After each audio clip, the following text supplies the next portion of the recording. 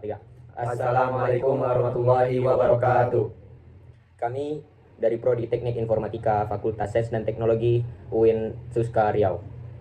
Sebelumnya terima kasih kepada dosen pengampu mata kuliah Aljabar Linear Bu Iis Afrianti STMSC. Saya M. Rahmadin Fahrizal. Saya SM Gilvan Indra Winata. Saya Arif Sauludin. Kami dari kelompok 8 akan mempresentasikan aplikasi visualisasi transformasi linear 2 dimensi berbasis Java Swing. Aplikasi ini bertujuan untuk membantu memahami konsep transformasi linear secara visual dan interaktif, sehingga tidak hanya dipahami secara rumus tetapi juga secara pergerakan objek. Transformasi yang kami tampilkan meliputi translasi, rotasi, dan refleksi.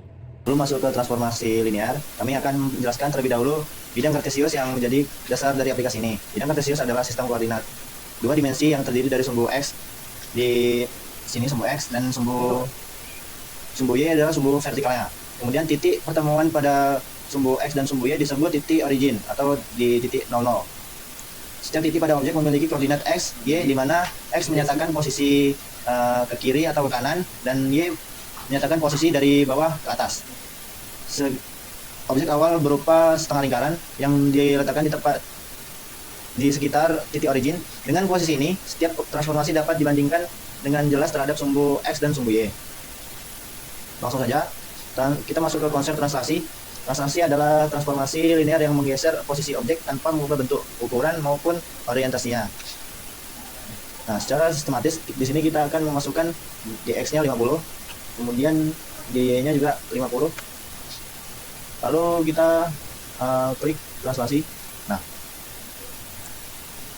jadi seperti ini. Nah, pada demo ini saya memasukkan nilai di X 50 dan di Y 50.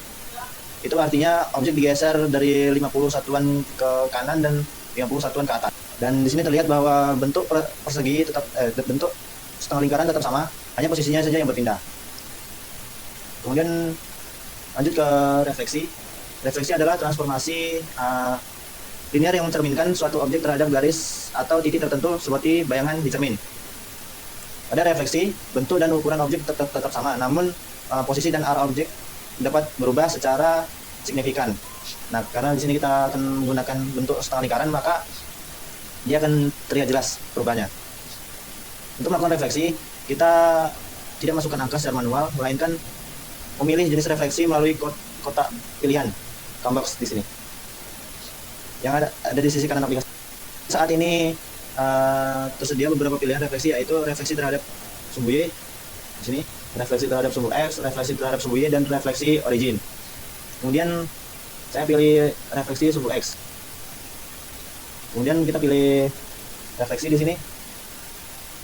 Nah, jadi perubahannya seperti ini untuk refleksi di sumbu X. Sebenarnya saya ubah refleksi menjadi dari sumbu X menjadi sumbu Y. Di sini langsung kita klik refleksi. Nah, kemudian jika ingin kembali ke kondisi awal, kita cukup menekan tombol reset, maka seluruh transformasi yang telah dilakukan akan dihapus. Nah, di sini saya akan menjelaskan konsep rotasi. Konsep rotasi adalah transformasi linear yang memutar objek terhadap suatu titik pusat dalam titik pusat. Dalam hal ini titik origin 0,0. Besar putaran ditentukan oleh sudut dalam suatu derajat. Di sini saya akan masuk ke aplikasi demonya. Saya akan memasukkan sudut rotasinya sebesar 45%, 40 derajat, dan menekan tombol rotasi. Objek berputar berlawanan arah jarum jam terhadap pusat koordinat. Jejak berwarna abu-abu ini menunjukkan posisi sebelum rotasi. Kita coba lagi dengan sudut rotasi 25 derajat.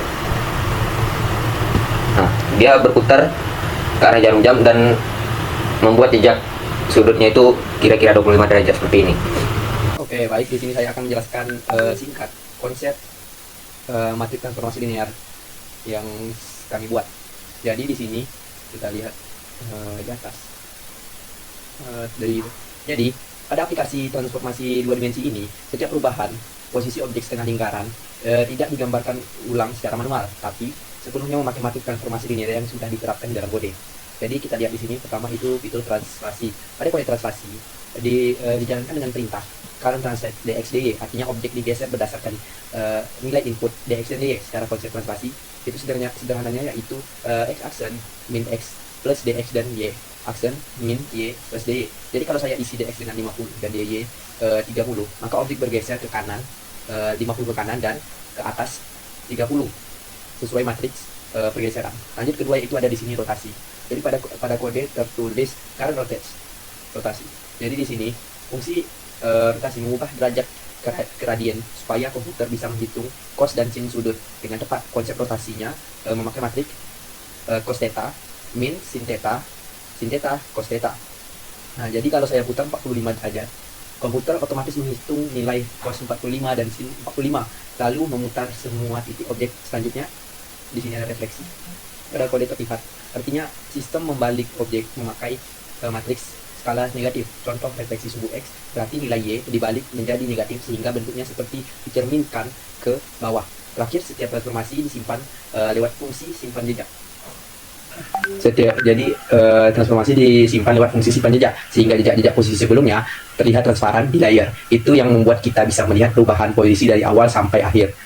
Nah, jadi keseluruhan fitur yang terlihat di layar sebenarnya adalah hasil perhitungan matriks translasi, rotasi, dan refleksi yang diterapkan langsung pada objek melalui kelas Affine Transform, bukan sekedar ditindakkan secara manual. Oke, mungkin segini saja. Demikian presentasi dan demo aplikasi transformasi linear yang kami buat.